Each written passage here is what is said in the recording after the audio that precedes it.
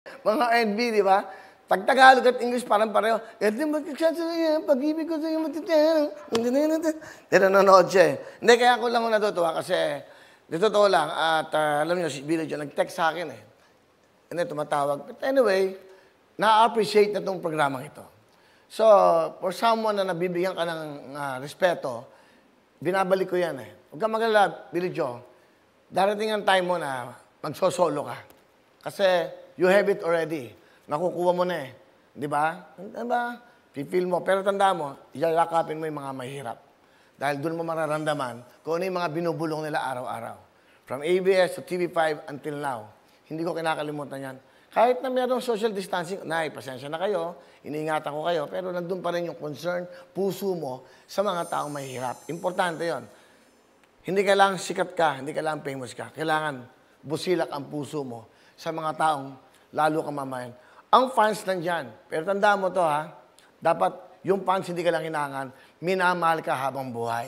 Yan ang ano, yan. And that's wawawin. Di ba? Ako, gusto ko lang malaman nyo, siyempre hindi naman tatagal eh. 60 years old na ako. Si Billy Joyce, only 39, magpo-40 lang siya. Siyempre, dumarating yung time na gusto ko magpahinga. Meron ba akong pwede, noong ko pa sinasabi sa inyo, meron ba akong pwedeng ipalit? Muna. Hindi ako makapagbakasyon. Almost 7 years na ako dito sa GMA. Wala pa akong bakasyon. Ang bakasyon ko lang ay Holy Week.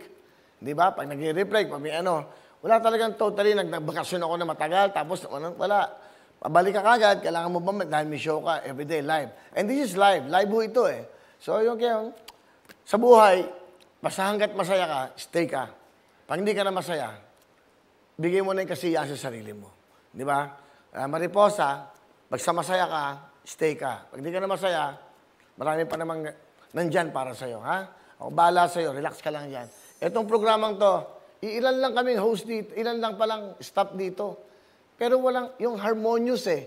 Yung harmony. Di ba? Kailangan nagmamahalan. Kailangan may respeto. Kahit nagsisigawan, nagmumurahan. Pero pagdating, kaya kami nagagalit, nag-aaway for the show. Ano ibig sabihin ng pagandahin ng programa? Itong commitment natin sa milyong-milyong Pilipino.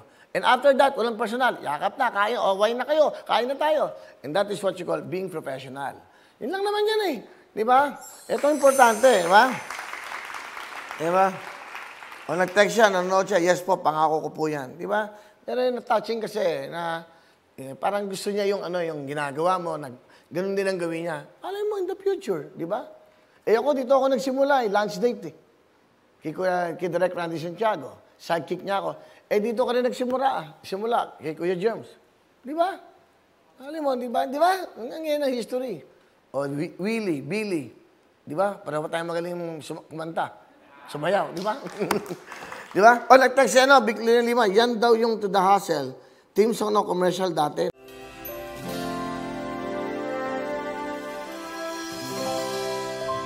Mawawin ang lahat sa aming pagbibigay ng saya at pag-asa ng iyong